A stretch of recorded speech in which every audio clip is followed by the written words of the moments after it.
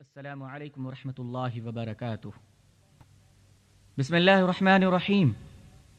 الحمد لله وكفى وسلام على عباده الذين اصطفى. أما بعد، الحمد لله رب العالمين والعاقبة للمتقين والصلاة على رسوله محمد وعلى آله وأصحابه أجمعين. رب اشرح لي صدري ويسر لي أمري واحلل عقدة من لساني يفقهوا قولي. رب يسر ولا تعسر وتمم بالخير. رب زدني علما رب زدني علما رب زدني علما. فاعوذ بالله من الشيطان الرجيم. بسم الله الرحمن الرحيم. الرجال قوامون على النساء. صدق الله العظیم. حضرات محترم، بزرگان اکرام، نوجوانان اسلام، عزیزان گرامی، پردنشیں عفت مائیں اور بہنیں، عمائدین شہر، سامعین عزام، آج جو حالات ہمارے سامنے ہیں اور جو معاشرے کی صحیح تصویر ہمارے سامنے آ رہی ہے، اسے دیکھ کر اور اسے پڑھ کر ہمارے دلوں میں غم و الم کا ایک طوفان اٹھ رہا ہے کہ اے میرے مولا، ہم انسانیت کے چمن میں ہیں یا درندوں کے کسی جنگل میں ہم زندگی بسر کر رہے ہیں. ایک ایک لمحہ، ایک ایک گھنٹہ انسانیت اور شرافت کے ساتھ زندگی گزارنا مشکل ہو گیا. آج انسان سے ڈر رہا ہے، انسانیت کے نام سے خوف معلوم ہو رہا ہے. سمجھ میں نہیں آتا کہ انسان کی شکل میں یہ درندے کہاں سے آ گئے. انہوں نے شیطان کو بھی شرمندہ کر دیا. بزرگوں، روزانہ ہم اخبار میں پڑھتے ہیں کہ آج فلانی جگہ پہ ایک معصوم لڑکی کو زندہ جلا دیا گیا. آج فلانے مقام پر ایک نوجوان نے اپنی نوبہائتی بیوی کو جلا دیا. فلانی جگہ ایک بھائی کے بہن کو زندہ جلا دیا گیا. آخر اس جلتی ہوئی تصویروں کو دیکھتے ہیں، ان رپورٹ کو پڑھتے ہیں تو دل یہ پوچھتا ہے کہ کیا جرم تھا اس کا، کیا گناہ تھے اس کے، کیا پاپ تھے اس کے، کس جرم کے بدلے میں ایک انسان کو زندہ جلایا گیا. کسی کی معصوم بیٹی کے جسم پر پیٹرول چھینٹتے ہو، مٹی کے تیل چھینٹتے ہو اور آگ لگا دیتے ہو. تمہارے دلوں میں سوال نہیں اٹھتا کہ بتاؤ اس معصوم سے اور نازک سی زندگی نے وہ کون سا جرم کیا تھا جس کی سزا تمہاری عدالت نے اسے موت لکھ دیا. دوستو، قرآن کریم نے کہا الرجال قوامون علی النساء، کہ ہم نے مردوں کو عورتوں پر قوام مقرر کیا. مطلب یہ ہے کہ مرد عورتوں پر سردار ہے. اللہ نے اس آیت کے ذریعے سے مردوں کو اس کی حیثیت، اس کی اوقات، اس کی بساط، اس کی شخصیت اور اس کی ذمہ داریوں کو مردوں پر واضح فرمایا. تمہاری حیثیت کیا ہے؟ تمہاری حیثیت قوام کی ہے، یعنی سردار کی ہے. تم پر لازم ہے کہ تم محنت سے کمائی کر حلال رزق کے ذریعے سے اپنی بیوی کے نان و نفقہ اور اپنے بچوں کی پرورش کرنا یہ مردوں پر فرض ہے. فرمایا اپنی بیوی کی عزت و آبرو اور ناموس کی حفاظت کرنا یہ تم پر لازم ہے. کمانا یہ بیوی پر لازم نہیں ہے. شوہر کو دولت دینا یہ بیوی کی ذمہ داری نہیں ہے. پیسے کمانا، بازاروں میں جانا، فیکٹریاں چلانا، دکانوں پہ بیٹھنا، ریسپشن کو سنبھالنا یہ ذمہ داری عورتوں کی نہیں بلکہ مردوں کی ہے. تم دنیا سنبھالو، عورتیں گھر کو سنبھال لیتی ہیں. تم زمانے سے لڑتے رہو، یہ عورتیں تمہارے گھر کو جنت بناتی رہتی ہے. الرجال قوامون علی النساء. لیکن آج اس کا معنی بدل دیا گیا، آج اس کے جغرافیے بدل دیے گئے، آج اس کا ترجمہ الٹا کر دیا گیا. جو لڑکا شادی کرتا ہے اس پر لازم ہے کہ وہ جس گھر سے اپنی بیوی کو لا رہا ہے اس کے ماں باپ کے غمگین اور دکھے دل کو کچھ سہارا کر آئے، کچھ پیسے، کچھ دولت دے کر آئے. اسی لیے اسلام نے فرمایا کہ تم پر مہر کا ادا کرنا واجب ہے. بغیر مہر کے نکاح نہیں ہوتا.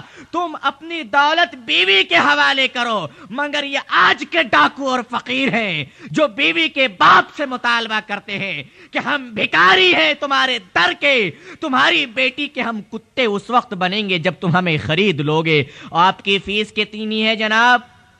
آپ ہماری بیٹی کے غلام بنیں گے؟ کہاں جناب بن جائیں گے؟ کہا کیا چارجز ہیں آپ کے؟ کہا میں ایس ایل سی فیل ہوں، 15,000 روپے میں کام چل جائے گا. کہا جناب آپ کی فیس کیا ہے؟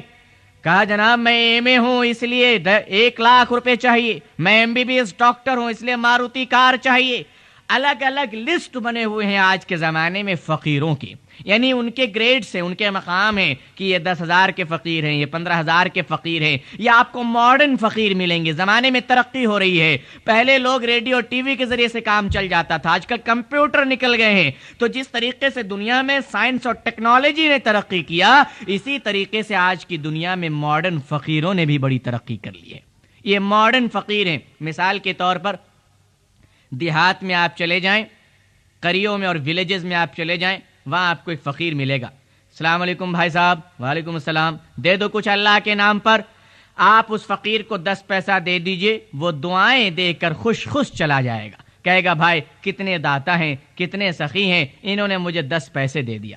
لیکن اگر آپ بنگلور کے MG روڈ میں، بامبے کے بازار میں، دلی کے چاندنی چوک میں، مڈراس میں، کلکتہ میں، کئی بڑے شہروں میں آپ جائیں اور پاش ایریا اور VIP ایریا میں چلے جائیں، اور وہاں کا فقیر کوئی آئے گا شوٹ بوٹ ٹائی لگا کر، وہ انگریزی میں مانگے گا please help me sir, please give me. آپ اس فقیر کو اگر 25 پیسے نکال کر دیں گے تو وہ فقیر 25 پیسے لے گا اور الٹا آپ کی طرف دیکھے گا کہ کہیں پہلے زمانے میں یہ خود فقیر تو نہیں تھا۔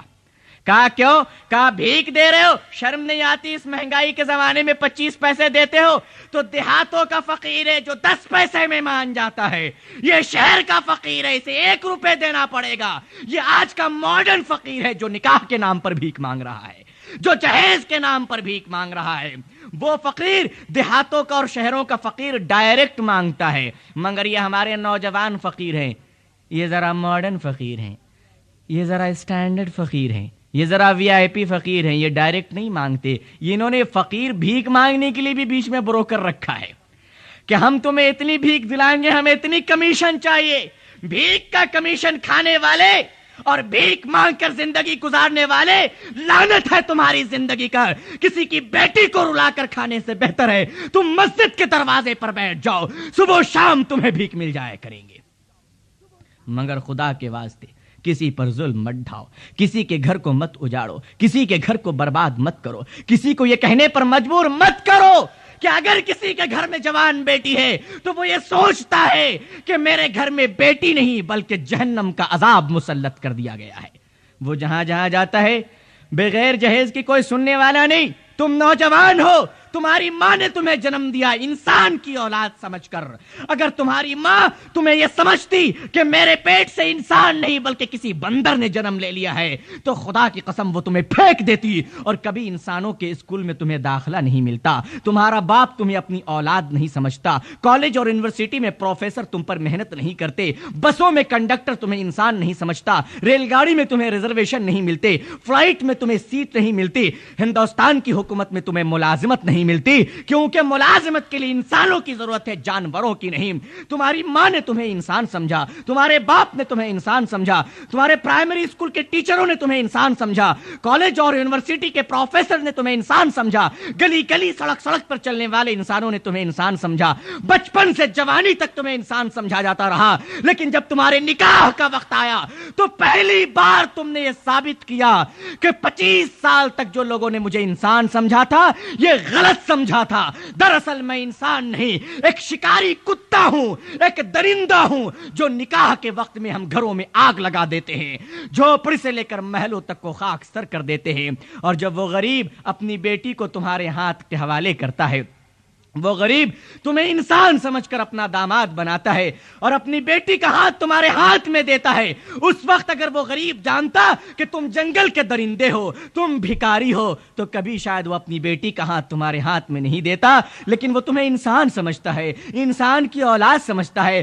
وہ جانتا ہے کہ تمہارے سینے میں ایک انسان کا دل دھڑک رہا ہے، شاید تم انسانیت کا احترام کر سکو گے، شاید تم انسانیت کے دھڑکتے ہوئے دل کی دھڑکنوں کو سمجھ سکو گے، شاید تمہیں ایک بیٹی के बूढ़े माँ बाप की तड़प को समझ सकोगे। वो तुम्हें इंसान की औलाद समझकर अपना दामाद बनाता है, अपनी बेटी का हाथ तुम्हारे हाथ में दे देता है, लेकिन तुम उस मासूम लड़की पर जुल्म जबर और सितम के पहाड़ तोड़ते हो और जब उससे मुतालबा करते हो कि तुम अपने बाप के घर को लूट कर मेरे घर को बसाओ, उस बूढ़े की कमाई से मुन नौजवान के सर पर ताज पहनाओ, तो बुजुर्गों और दोस्तों, पहली बार इंसानियत को एहसास होता है कि इंसानियत की शक्ल में ये कोई दरिंदा था, इंसानियत की शक्ल में ये कोई डाकू था, इंसानियत की शक्ल में कोई शिकारी कुत्ता था जिसके हाथ में एक मासूम लड़की का हाथ दे दिया गया। अपनों के सितम हमसे बताए नहीं जाते, अपनों के सितम हमसे बताए नहीं जाते, ये हादसे तो वो हैं जो सुनाए नहीं जाते। बुजुर्गों और दोस्तों, जनाब फानी बदायूनवी साहब जो बहुत बड़े शायर थे, जब उन्होंने अपनी बेटी की शादी की तो सारी दौलतों से अपनी बेटी को नवाजा और अपने दामाद को तमाम जहेज दिए। जहेज जब कम पड़ गए तो जिस घर में फानी साहब रहते थे उस घर को उन्होंने बेच दिया और घर को बेचने के बाद वो दौलत भी अपने दामाद के हवाले कर दिया। बेटी जब रुखसत होने लगी तो बाप ने बेटी के कान में कहा, ऐ बेटी, इस घर से जा रही हो, दोबारा इस घर में मत आना। तुम्हारे निकाह के जहेज के साथ साथ हमने ये घर भी खत्म कर दिया है, अब तुम्हारे माँ बाप किसी किराए के घर में चले जाएंगे। बेटी रोती है, तड़पती है, मजबूर है, ससुराल जाती है। चंद दिनों में इत्तला आती है कि उसके जालिम ससुराल वालों ने उसकी बेटी का कत्ल कर दिया। फानी बदायूनवी साहब अपनी बेटी के जनाजे पे जाते हैं और जाकर एक शेर पढ़ते हैं, अब आया याद ऐ आरामे जां इस नामुरादी में, अब आया याद ऐ आरामे जां इस नामुरादी में, कफन देना तुझे भूले थे हम सामाने शादी में। सब कुछ दे दिया था तेरे जहेज में, 2 गज के कफन के टुकड़े भी दे देते तो क्या फर्क पड़ जाता, ताकि आज कम से कम इस जालिमों ने तुझे कत्ल किया, कफन अपने बाप की तरफ से मिल जाता। बुजुर्गों और दोस्तों, सैकड़ों नौजवान लड़कियां रोजाना जलाई जा रही हैं और जलती हुई लड़कियां आज माशरे को यह कहती हुई जाती हैं कि मैं जल रही हूं, मैं मर रही हूं, मैं जा रही हूं, लेकिन मेरे बाद तुम अपनी बहन बेटियों की हिफाजत कर लेना। मुझे तो न बचा सके मगर ये आग अपने घर में मत लगाना, क्योंकि ये आग लग चुकी है, चिंगारी से ये शोला बन चुका है। बुजुर्गों और दोस्तों, हुजूर सल्लल्लाहु अलैहि वसल्लम ने निकाह को आसान बनाया, सबसे आसान निकाह को बनाया और सबसे मुश्किल काम जिना को बनाया। फरमाया जिना हराम है और निकाह मेरी सुन्नत है। जो इंसान निकाह करना चाहे मिनटों में काम हो सकता है, जो इंसान जिना करना चाहे इस्लाम ने उसकी ऐसी दर्दनाक, करबनाक, सख्त और अजियतनाक, इबरतनाक सजाएं मुकर्रर की है कि अगर एक जानी को सरे आम वो सजा दे दी जाए तो उस सजा को देखकर दुनिया कांप उठेगी और दूसरे हैवान और दूसरे नौजवान और दूसरे इंसान को कभी जिना करने का तसव्वुर तक नहीं होगा। माशरे में उल्टा हो गया, निकाह मुश्किल, जिना आसान हो गया। अगर कोई इंसान किसी औरत की आबरू से खेलना चाहे बहुत आसान सी बात है, जहां चाहे जिना कर ले, लेकिन निकाह करना चाहे तो यह बहुत मुश्किल की बात है, क्योंकि रस्म और रिवाज के जंजीरों में हम जकड़े हुए हैं और अगर इन रस्म और रिवाज के जंजीरों को हमारे मर्द तोड़ भी दें तो क्या करेंगे। अल्लाह रहम करे हमारे घर की औरतों का, सारी दुनिया के मर्द एक तरफ, औरतों की हठधर्मी एक तरफ। हिमालय पहाड़ में जलजला आ सकता है, आसमान हिल सकता है, मगर ये औरत अपनी जगह से नहीं हिलती, ये औरत अपनी जगह से नहीं टलती। वो बोलती है कि जो मैं चाहूंगी वो होगा, जो रसूल ने चाहा वो हमारे घर में नहीं होगा। उस औरत से कहो कि तू भी तो किसी की बेटी है, अगर तुझ पर यह जुल्म होता तो बता तेरे माँ बाप पर क्या गुजरता। आज तू औरत होकर दूसरे की बेटी को सता रही है, आज तू औरत होकर दूसरे की बहन पर जुल्म ढा रही है। कल अगर तेरी बेटी गैरों के घर में गई और वो जुल्म तेरी मासूम बेटी पर हुआ तो तू बता कि तेरे दिल पर क्या गुजरेगा, तेरे जिगर पर क्या गुजरेगा, तेरे दिलो दिमाग पर कैसे गम और अलमनाक मातम आएंगे। बुजुर्गों, हर इंसान को अपने अपने इस वाकया को सोचना चाहिए।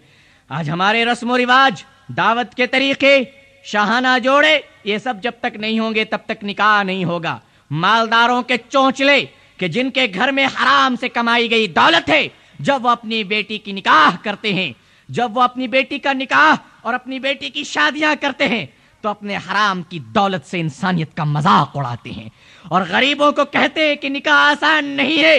آج مسلمان کی بیٹیاں غیروں کے ساتھ بھاگ رہی ہے تو میری مسجدوں میں نوجوان آ کر کہتے ہیں حضرت غضب ہو گیا, ہماری ماں بہنیں دوسروں کے ساتھ چلی گئیں, کیوں نہیں جائیں گی؟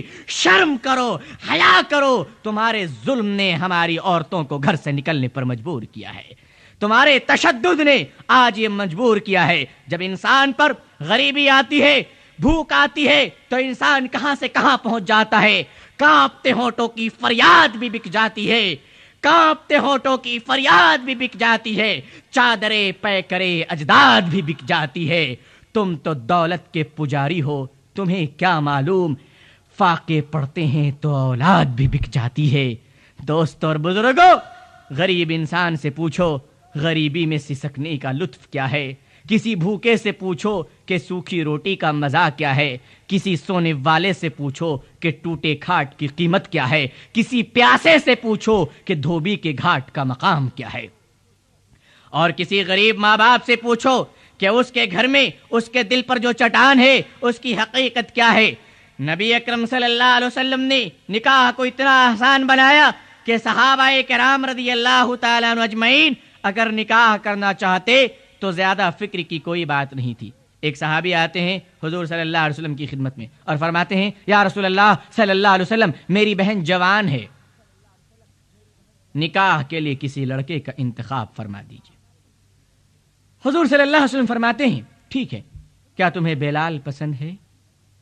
وہ صحابی چپ ہو گئے, مطلب پسند نہیں. کہا کیوں؟ کہا بلال بیچارے غریب آدمی غلام ہے, کالے کلوٹے ہیں, چہرہ بھی درست نہیں ہے, اور بیچارے غلام آدمی پسند نہیں ہے. چپ چاپ چلے گئے. دوبارہ تشریف لائے, یا رسول اللہ صلی اللہ علیہ وسلم, میری بہن جوان ہے, نکاح کے لیے کسی لڑکے کا انتخاب فرما دیجیے. اللہ کے نبی صلی اللہ علیہ وسلم نے پھر فرمایا کیا تمہیں بلال پسند ہے؟ وہ پھر چپ چاپ چلے گئے, مطلب پسند نہیں ہے کیونکہ بلال کالے ہیں, بدصورت ہیں, غلام ہیں, غریب ہیں. آج کل ہمارے معاشرے میں ہے نا, سعودی ریٹرن چاہیے, چاہے سعودی میں وہ ٹوائلٹ اور باتھ روم میں جھاڑو کیوں نہ لگا رہا ہو. بہرحال سعودی کا ایک مہر چاہیے, سعودی میں گندے نالیاں کیوں نہیں صاف کر رہا ہو. آپ کے داماد کیا ہیں؟ تو جناب انٹرنیشنل فقیر ہیں, ہندوستان میں بھیک نہیں مانگتے, وہ سعودی, دبئی, کویت کے فقیر ہیں. فرمایا بلال پسند ہے, وہ چپ چاپ لوٹ گئے, مطلب بلال پسند نہیں ہے. تیسری بار آتے ہیں, پوچھتے ہیں یا رسول اللہ صلی اللہ علیہ وسلم, میری بہن جوان ہے, نکاح کے لیے کسی لڑکے کا انتخاب فرما دیجئے.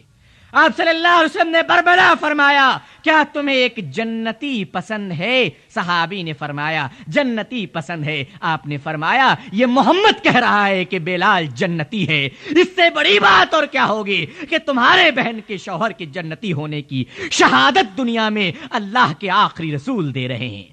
بزرگوں اور دوستو, آج ہم لوگ لڑکے کا انتخاب کرتے ہیں, کبھی ہم نے سوچا کہ وہ نمازی ہے, کبھی ہم نے سوچا کہ وہ دیندار ہے, کبھی ہم نے سوچا کہ وہ اللہ والا ہے, اللہ سے ڈرتا ہے. ارے محل کی بے چینی سے جھوپڑی کے سکون پیارے ہیں. فرمایا حضرت ٹیپو سلطان شہید رحمت اللہ علیہ نے کہ شیر کی ایک دن کی زندگی گیدڑ کی 100 سال کی زندگی سے بہتر ہے. تمہاری بیٹیاں محلوں کے اندر تاج محل میں سسک سسک کر مرے, اس سے تو بہتر ہے کہ کسی غریب کی جھوپڑی میں سکون کی زندگی گزارے. اس سے تو بہتر ہے کہ فٹ پاتھ میں انسانیت اور سکون کے سانس لے. لیکن آج ہم لوگ دولت کے پرستار بن گئے. دیکھتے ہیں کون کتنا دولت مند ہے, کون کتنی کار لے کر آ رہا ہے, کون کتنی گاڑیاں لے کر آیا ہے. یہ بھی دیکھ لینا کہ جنازے کے لیے بھی انسان کافی ہے یا نہیں ہے. ان دولت کے بھکاریوں کو, ان دولت کے ناک کو تم کب تک دولت کی دودھ پلاتے رہو گے؟ ان کے ہوس کبھی ختم نہیں ہوں گے. یہ ہوس کے درندے ہیں. خبردار, آج اس لعنت کو ختم کرنے کے لیے, اس ظلم کو ختم کرنے کے لیے ہم سب کو آگے آنا ہے. بزرگوں اور دوستو, حضور صلی اللہ علیہ وسلم کے 2 صحابی راستے میں ٹہلتے ہوئے جا رہے ہیں. دونوں صحابی ہیں, دونوں آپس میں دوست ہیں, بہت پیار ہے دونوں کو آپس میں. راستے میں جا رہے ہیں تو ایک گھر سامنے نظر آیا. تو دونوں صحابی میں سے ایک دوست نے کہا اپنے دوست سے کہ اس گھر میں ایک لڑکی ہے, مجھے پسند ہے, میں باہر کھڑا رہتا ہوں, تم اندر جاؤ اور میرے لیے رشتہ لے کر آؤ. کہنے ٹھیک ہے بھائی, تو یہیں ٹھہر, میں اندر جاتا ہوں. وہ اندر گئے. لڑکی کے باپ سے ملے، السلام علیکم، کہا وعلیکم السلام، کہا میرے فلانے دوست ہیں، آپ جانتے ہیں؟ کہاں جانتا ہوں، کیا ہے بات؟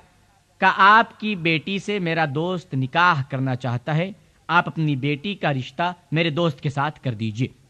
وہ بیچارے دوست باہر انتظار میں کھڑے ہیں، خوش ہو رہے ہیں کہ اب میری شادی ہو جائے گی۔ یہ اندر گئے، پوچھا انہوں نے، لڑکی کے باپ نے کہا وہ لڑکا مجھے پسند نہیں، تم مجھے پسند ہو، نکاح کرو گے؟ انہوں نے کہا ٹھیک ہے میں نکاح کروں گا، کہا بیٹھو۔ وہ بیچارہ باہر ہی کھڑے ہوئے ہیں، وہ بیچارے اندر بیٹھے، نکاح ہو گیا، لڑکی کے باپ نے خطبہ پڑھ دیا، شادی ہو گئی۔ اب وہ بیچارے باہر کھڑے ہوئے کہ میرا رشتہ اب آئے گا، شرماتے ہوئے باہر آئے۔ دوست نے پوچھا کام ہو گیا؟ کہاں کام ہو گیا؟ کہنے کیا ہوا؟ کہہ رہے رشتہ تمہارا لے کر گیا تھا، نکاح میرا ہو گیا۔ کہا ہے تم نے نکاح کر لیا؟ کہاں اس نے مجھے پسند کیا، میں نے کر لیا۔ ہم لوگ ہوتے کیس کرتے، مقدمہ کرتے، مسجد کے بے نمازی صدر کو بلاتے کہ میٹنگ کر دو، کمیٹی کر دو، فیصلہ کر دو، مرڈر چلتے، دشمنی چلتی، خاندان دشمنی چلتی۔ کہتے ہیں تو نے اتنی بڑی غداری، اتنی جرأت کہ رشتہ میرا لے کر گیا، کام اپنا بنا کر آ گیا۔ مگر وہ صحابی مسکرا کر فرماتے ہیں، مبارک دیتے ہیں، کہتے ہیں بارک اللہ لکا وبارک اللہ علیکا وجمع بینکما فی خیر، مبارکبادی پیش کرتے ہیں اور کہتے ہیں میرے دوست تمہاری تقدیر میں تھا، بیچ میں رکاوٹ میں بن گیا تھا، مجھے معاف کر دینا۔ دیکھا نکاح کتنا آسان ہے۔ آج اگر ہم لوگ نکاح کرنا چاہیں، 70 سال تو اسی امید پہ گزر جاتے ہیں کس گھر میں ڈاکہ ڈالیں، اس کے بعد عمر آتے ہیں، اب قبر میں جانے کی کریں گے کیا دوسرا جناب؟ حالت اور گھر اسی میں برباد ہو گئے۔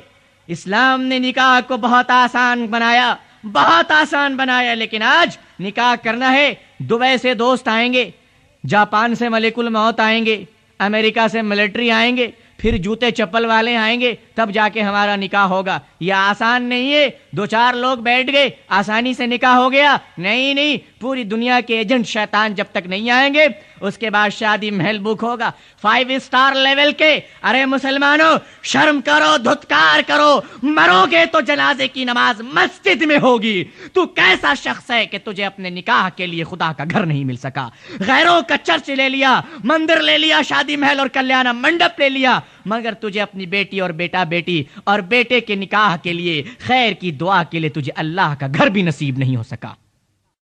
اور اس معاملے میں کہ جب دوسری جگہ نکاح ہوتا ہے، دوسری جگہ شادیاں ہوتی ہے، جہیز لینے والے دندناتے ہوئے جہیز لینے کا مظاہرہ کرتے ہیں اور وہ پوری دولت کو طلب کرتے ہیں، ہمارے حضرات علماء بھی اس کا بائیکاٹ نہیں کرتے۔ انہیں چاہیے کہ وہ اپنی سخت دل اور اپنی شریعت مطہرہ کی پاسبانی کا مظاہرہ کریں اور اعلان کر دیں کہ ایسے لوگ جو سنت کا مذاق اڑاتے ہیں، شریعت کے ساتھ کھلواڑ کرتے ہیں، ہم علماء ان کے دشمن ہیں۔ اگر یہ علماء بائیکاٹ کریں، ان برائیوں کے خلاف آواز بلند کریں، تو یہ کیا اپنی بیٹیوں کا نکاح پنڈت جی سے پڑھوائیں گے؟ آئیں گے انہی علماء کے پاس، مگر ہمارے حضرات علماء کے پاس لگتا ہے کہ آج اتنا بڑا جگر نہیں ہے، آج اتنا بڑا دل نہیں ہے، آج ان کی شخصیتیں نہ جانے کیوں مجروح ہوتی چلی جا رہی ہیں، نہ جانے وہ کیوں دولت کے پیچھے پڑتے چلے جا رہے ہیں۔ میں آواز دیتا ہوں، آپ اٹھیے اور ان برائیوں کو ختم کیجیے۔ اگر آپ نہیں اٹھیں گے، علماء ان برائیوں کو ختم نہیں کریں گے تو اور کون کرے گا؟ نبی، انبیاء، پیغمبر تو اب دنیا میں کبھی تشریف نہیں لانے والے، نبیوں کے آنے کا دروازہ بند ہو چکا ہے۔ اب نبوت کے اس کام کو، سنت کی پاسبانی اور شریعت مطہرہ کے نفاذ کے کام کو، ان تمام عظیم ذمہ داریوں کو علماء کو انجام دینا ہے، اور ساری دنیا میں دین اسلام کے پرچم کو لہرانا یہ علماء کا فرض ہے۔ بزرگوں اور دوستوں، مگر آج نہ جانے کیوں معاشی مجبوری یا حالات یا چمچا گیری، کیا کہوں مجھے کچھ سمجھ میں نہیں آتا، جو حقانیت سے ہمیں دور کرتی چلی جا رہی ہے، جو نہ جانے کیوں ہمیں بولنے کی جرات نہیں دیتی۔ ہم اپنے نظروں کے سامنے سنت کا مذاق اڑتے ہوئے دیکھتے ہیں۔ ہمارے نوجوانوں، آپ کو کب ہوش آئے گا؟ آپ کب سنبھلیں گے؟ آپ کے دلوں میں کب جرات پیدا ہوگی کہ سنت کے مذاق اڑانے والوں کو اپنے شہر اور گلیوں سے باہر نکال دو اور کہہ دو کہ جو محمد رسول اللہ کا نہیں ہے وہ ہمارا کب سے ہو گیا؟ جو حضور صلی اللہ علیہ وسلم کی سنت کا دشمن ہے وہ ہمارا دشمن ہے۔ یہ اعلان ہمیں کرنا ہے۔ دوستو اور بزرگوں، ہمیں ان حقیقتوں کو سمجھنے کی ضرورت ہے۔ قرآن نے کہا اسی لیے الرجال قوامون علی النساء، تمہاری حیثیت بہت بڑی ہے، تم عورتوں پر قوام مقرر کیے گئے۔ لیکن جب مرد بکنے لگے، جب مرد دولت کے ہاتھوں میں گرفتار ہونے لگے اور اپنی بیوی اور عورتوں کے نوکر بننے لگے، تو آپ کو پتا ہے کیا ہو گیا؟ آپ بڑے بڑے شاپنگ اور بزنس اسٹریٹ میں چلے جائیں، बड़े बड़े शॉपिंग कॉम्प्लेक्स में चले जाएं तो जनाब मारुति 1000 से और नई नई मर्सिडीज गाड़ी से उतरते हैं शौहर बीवी दोनों मिलके। अच्छा जनाब वाह, लगता ही नहीं कि बेचारे हस्बैंड हैं, ये तो लगता है 2000 रुपए के मुलाजिम के शायद वीआईपी नौकर हैं कोई, क्योंकि ड्रेस अच्छा होता है। देखते हैं कार से उतरे, उनकी मैडम ने साड़ी संभाला और सीधा डायरेक्ट दंदनाती हुई हील शूज पहनकर कपड़े के अंदर दुकान के अंदर दाखिल हो गई। शौहर बेचारे बैग लेके कार का डोर खोल के खड़े हुए बाहर में गए। कहा जनाब सलाम अलैकुम। कहा वालेकुम सलाम। कहा कि आप मैडम के सर्वेंट हैं, आप मोहतरमा के गुलाम हैं। कहा क्या बक रहे हो, शर्म नहीं आती, मैं उनका शौहर हूं। अच्छा वाह जनाब, आप शौहर हैं तो बाहर बास्केट पकड़ के क्यों खड़े हुए हैं, अंदर क्यों नहीं गए आप साथ में? तो पता है आपको साइकोलॉजी क्या है? जवाब क्या देते हैं? कहते हैं अगर मैं कपड़े की दुकान में गया तो मुझे डिस्काउंट ज्यादा नहीं मिलेगा, अगर मेरी बीवी चली गई तो 60% डिस्काउंट मिल जाएगा।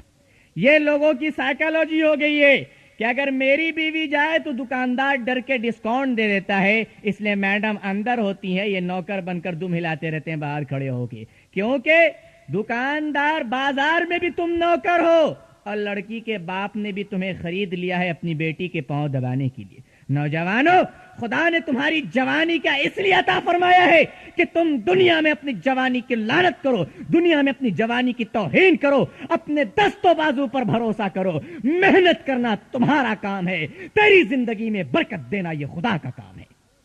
आगे बढ़ और अपने आप पर भरोसा कर, अल्लाह की जात पर भरोसा कर। दूसरों के माल और दौलत पर क्यों लालच की नजर दौड़ाते हो, क्यों नौकर बनते चले जा रहे हो दूसरों की? दोस्तों और बुजुर्गों, उसके बाद जुल्म और सितम का ये सिलसिला ज़माने इस्लाम के आने से पहले, इस्लाम के सूरज को तुलू होने से पहले ये दुनिया बहुत तारीक थी। इस दुनिया में जब तक इस्लाम नहीं आया तब तक जुल्म और जबर तशद्दुद का बाजार गर्म था, कत्ल और गारत एक आम बात थी, इंसान इंसान से डरता था, इंसान हैवान से भी बदतर था। शाम होते ही इंसान रहबरी के बजाय डाकू बन जाया करते थे और अपनी मासूम बेटियों को दफन कर दिया करते थे। एक सहाबी जब इस्लाम आया तो इस्लाम ने फरमाया लड़कियां कत्ल करने के लिए नहीं हैं, बल्कि अल्लाह के नबी सल्लल्लाहु अलैहि वसल्लम ने फरमाया जिस शख्स को 3 बेटियां हों वो उनको अच्छी तरह पढ़ाए लिखाए, दीन की तालीम दे, हया और पर्दे और इफ्फत के जेवर से आरास्ता करे और उसका सही जगह निकाह कर दे, मैं ऐलान करता हूं कि वो शख्स जन्नत में जाएगा। एक सहाबी बैठे हुए थे, उनको 2 बेटियां थी।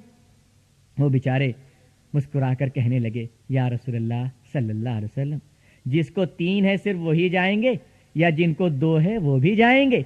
हुजूर सल्लल्लाहु अलैहि वसल्लम ने फरमाया अगर तुमने अपनी 2 बेटियों के साथ भी अच्छा सलूक किया तो अल्लाह तुम्हें जन्नत अता फरमाएगा। फिर एक सहाबी आए थे, उन्होंने फरमाया या रसूलल्लाह सल्लल्लाहु अलैहि वसल्लम, जिनको 1 बेटी है उनका क्या होगा? आपने फरमाया 1 बेटी वाला भी जन्नत में जाएगा। तो बेटियां जन्नत में जाने का जरिया है, जहन्नम में जाने का बाइस नहीं है। अपनी बेटियों को लानत और मलून न समझो, मुसीबत न समझो। एक सहाबी आए, कहा या रसूलल्लाह सल्लल्लाहु अलैहि वसल्लम, ईमान लाने से पहले हमने एक बहुत बड़ा जुल्म किया है, क्या अल्लाह हमें माफ करेगा? कहा क्या जुल्म किया तुमने? कहा मेरे घर में बेटी पैदा हुई, मैं तिजारत में गया हुआ था, मेरी बीवी ने उस बेटी को छुपा के रखा मेरे डर से कि कहीं मैं उसको जिंदा कत्ल ना कर दूं, क्योंकि उस जमाने में बेटी का पैदा होना मनहूस समझा जाता था। कहा कि मैं जब आया तिजारत करके तो मेरी बीवी ने मेरी बेटी को छुपा कर परवरिश किया और बेटी 6-7 साल की हो गई, मुझे बड़ा प्यार हो गया। मैं उसे अपनी बेटी नहीं समझता था, पड़ोस की बेटी समझकर बहुत प्यार करता था। उसकी मासूम मासूम आवाज, उसकी मीठी मीठी जुबान मुझे बहुत भाती थी। मैं उसकी मोहब्बत में गिरफ्तार होता हुआ चला गया।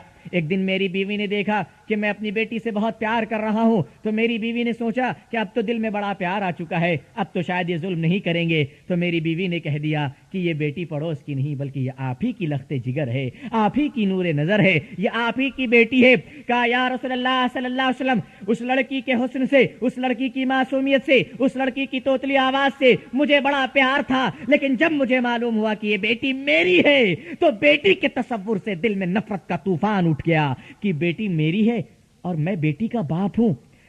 मेरे दिल में बहुत लानत, मेरे दिल में बहुत नफरत पैदा हो गई कि नहीं, मैं बेटी का बाप नहीं बन सकता।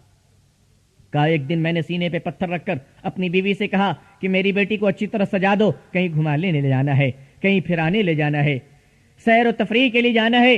ان کی بیوی نے اس بیٹی کو تیار کیا۔ یہ صحابی فرماتے ہیں کہ زمانے جاہلیت میں میں نے اپنی بیٹی کو ساتھ لیا اور باہر جا کر زمین کھودنے کا پھاوڑا لیا، اور جب ہم چلے گئے بیٹی پوچھتی ہے ابا جان کہاں جا رہے ہو، یہ کاندھے پہ یہ بوجھ لے کر کیوں جا رہے ہو؟ کہا کہ وہ بیٹی پورا راستہ مجھ سے ہی پوچھتی رہی بابا کہاں جا رہے ہو، کہاں جا رہے ہو؟ میں کچھ نہیں کہہ سکا، چلتا گیا ایک ویرانے جنگل میں پہنچا۔ وہاں میں نے اپنی بیٹی کو کنارے بیٹھال دیا اور اپنی ہی بیٹی کو زندہ دفن کرنے کے لیے قبر کھودنے لگا۔ قبر کھودتا تھا، مٹی اچھل اچھل کر میری داڑھی اور میرے بالوں میں آ جاتے۔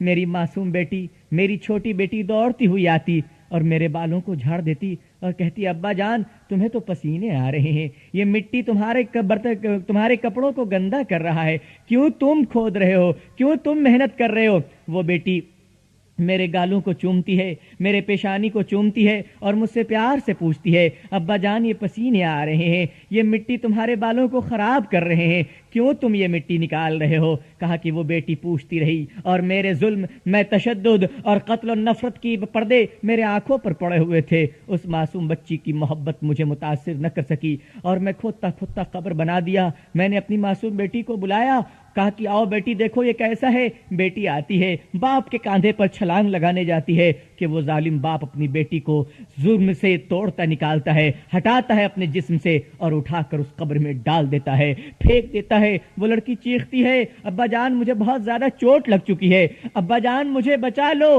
میرا کیا جرم تھا، میرا کیا پاپ تھا، اے میرے باپ تم مجھے کیوں دفن کر رہے ہو؟ کہا کہ وہ بیٹی چیختی رہی اور میں اس کے جسم پر مٹی ڈالتا رہا، وہ چیخ چیخ کر روتی رہی اور میں نے اس کو زندہ دفن کر دیا۔ بہت دور تک اس کے رونے کی آواز آتی رہی ابا جان مجھے اکیلے مت چھوڑو، ابا جان مجھے اکیلے مت چھوڑو۔ لیکن میرے سخت دل نے، میرے پتھر کے جگر نے ایک بار بھی اس کی طرف نہیں دیکھا۔ یا رسول اللہ صلی اللہ علیہ وسلم آج بھی وہ آواز میرے کانوں میں ٹکرا رہی ہے، آج بھی وہ چیخ ہمیں سنائی دے رہی ہے۔ آج میں اپنے ظلم پر شرمندہ ہوں، تڑپ تڑپ کر رو رہا ہوں کہ ہائے میں نے کیا ظلم کیا۔ یا رسول اللہ صلی اللہ علیہ وسلم آپ فرمائیے کیا اللہ مجھے معاف کرے گا؟ اللہ کے نبی صلی اللہ علیہ وسلم نے فرمایا کہ وہ جرم، وہ گناہ تم نے ایمان کی حالت میں نہیں کیا تھا بلکہ کفر اور شرک کی حالت میں کیا تھا۔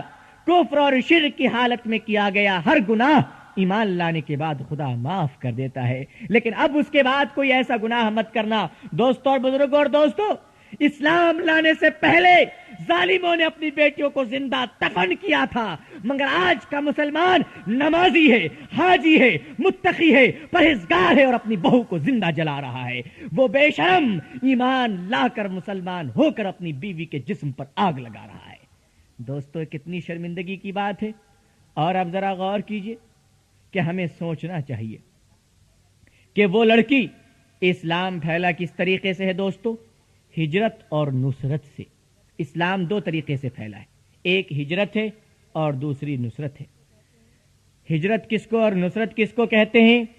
حضور صلی اللہ علیہ وسلم اسلام کی تبلیغ کے لیے، دین کی محنت کے لیے، کلمے کی دعوت کے لیے اپنے وطن مکے کو چھوڑ دیا۔ انہوں نے اپنے رشتہ داروں کو چھوڑا، صحابہ کرام نے اپنے ماں باپ کو چھوڑا، چھوٹے چھوٹے بچوں کو چھوڑا، جاگیر، دولت اور مال، اور وہ اپنی در و دیوار جہاں ان کے صبح و شام گزرے تھے، وہ کھجور کے خوبصورت باغ جو کمانے کھانے کا ذریعہ تھا، وہ مکے کی وادیاں، وہ حجاز مقدس کی سرزمین، وہ ریگستان جہاں بچپن سے لے کے جوانی کا وقت گزرا، جہاں جوانی سے لے کے بوڑھاپے کی عمر گزری۔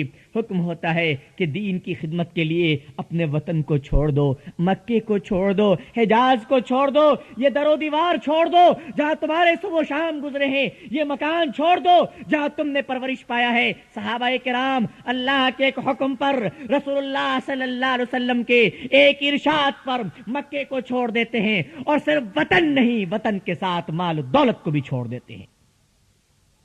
بے یار و مددگار ساری دولتوں کو چھوڑ کر، اپنے صبح و شام گزرے تھے وہ در و دیوار کو چھوڑ کر صحابہ کرام ہجرت کر گئے، مدینے آ گئے۔ کچھ نہیں ہے ساتھ میں۔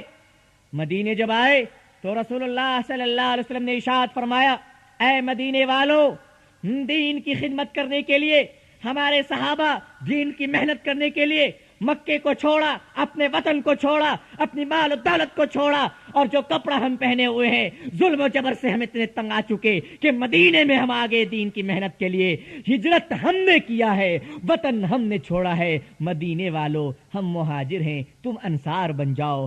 ہم نے اپنے وطن کو چھوڑا ہے، تم اپنے وطن کو ہمارا وطن بنا دو۔ ہم نے اپنے بھائیوں کو چھوڑا ہے، تم آؤ میرے بھائی بن جاؤ۔ ہم نے سب کچھ چھوڑا ہے، تم ہمیں کیا کیا دے سکتے ہو؟ مدینے والوں نے کہا یا رسول اللہ صلی اللہ علیہ وسلم، مہاجر کا ایک ایک انسان ہمارا بھائی ہے۔ صحابہ نے ہجرت کیا تو مدینے والوں نے نصرت کیا، مہمان نوازی کی۔ بھائی یہ مکان تمہارا ہے، یہ دولت تمہاری ہے، یہ جائیداد تمہاری ہے۔ مکے والوں نے وطن چھوڑا تو مدینے والوں نے گھر عطا کیا، مکے والوں نے ہجرت کیا تو مدینے والوں نے نصرت کیا۔ مکے والے مہمان تھے، مدینے والے میزبان بن گئے۔ اسلام دو ہی طریقے سے پھیلا، ہجرت سے اور نصرت سے۔ نکاح میں بھی دو چیزیں ہیں بزرگوں، ایک ہجرت ہے، دوسری نصرت ہے۔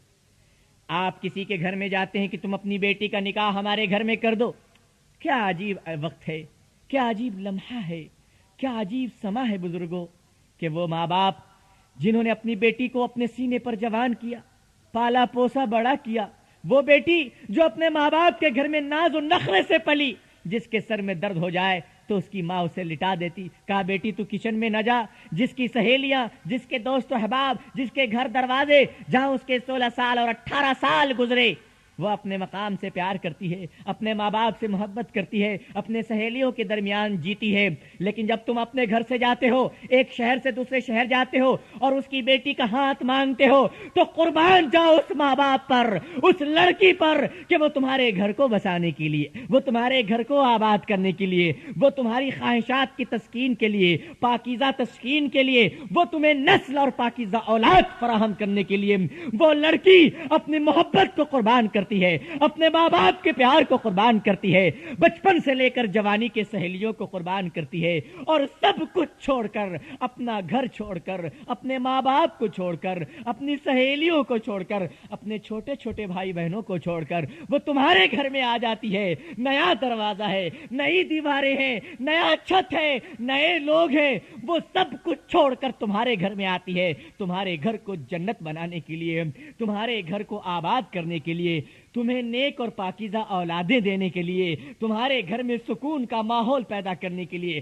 تمہیں پیار اور محبت دینے کے لیے وہ لڑکی اپنے ماں باپ کو قربان کرتی ہے، اپنے گھر والوں کو قربان کرتی ہے۔ اے ظالموں، وہ لڑکی مکے والے کی طرح ہجرت کر کر تمہارے گھر میں آئی ہے، تم مدینے والے کی طرح نصرت کرنا سیکھ لو، تم انصار بن جاؤ۔ وہ لڑکی تمہارے گھر میں مہمان بن کر آتی ہے، تم میزبان بن جاؤ۔ وہ مہاجر بن کر آتی ہے، تم انصار بن جاؤ۔ مہمان سے یہ نہیں پوچھا جاتا ہے کیا تو کھانا لے کر آئی ہے، مہمان سے نہیں پوچھا جاتا ہے کیا تو روٹیاں لے کر آئی ہے۔ مہمان کا کام آنا ہے، میزبان کا کام ہے کہ اس کی مہمان نوازی کریں، اس کی دیکھ بھال کریں، اس کی بہتر سے بہتر ہم پورے نار و نفقے کا خیال کریں۔ بزرگوں اور دوستوں، الٹا ہو گیا کہ ہمارے گھر میں جو مہمان آتا ہے اس سے ہم کہتے ہیں کھانے پینے کا سامان لے کر آؤ۔ وہ لڑکی اپنے ماں باپ کو چھوڑ کر آئی، اپنا گھر در و دیوار کو چھوڑ کر آئی، اپنے غم کو لے کر آئی، ساری محبت کو ہمارے لیے قربان کر کر آتی ہے۔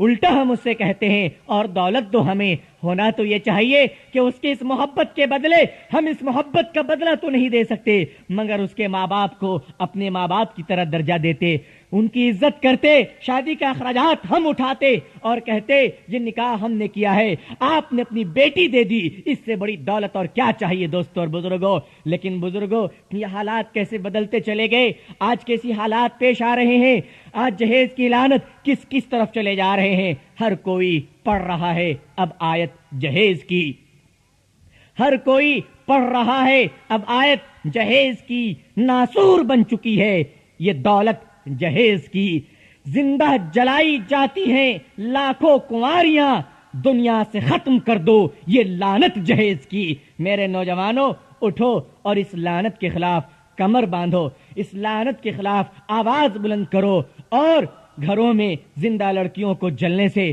محفوظ کر لو، اور ہمارے معاشرے میں جو ظالم کسی لڑکی کو زندہ جلاتا ہے اسے مار مار کر سنسار کر دو، سوشل بائیکاٹ کر دو، وہ ہمارے نلوں سے پانی نہ لیں، وہ ہمارے دکانوں سے سودا نہ لیں، ایسا سوشل بائیکاٹ کرنے کی ضرورت ہے۔ اور ہمارے نوجوان دوستوں، آپ ارادہ کیجئے کہ اب ہم جو نکاح کریں گے وہ انشاءاللہ سنت کے مطابق کریں گے، ہم جو نکاح کریں گے وہ حضور صلی اللہ علیہ وسلم کے طریقے کے مطابق کریں گے۔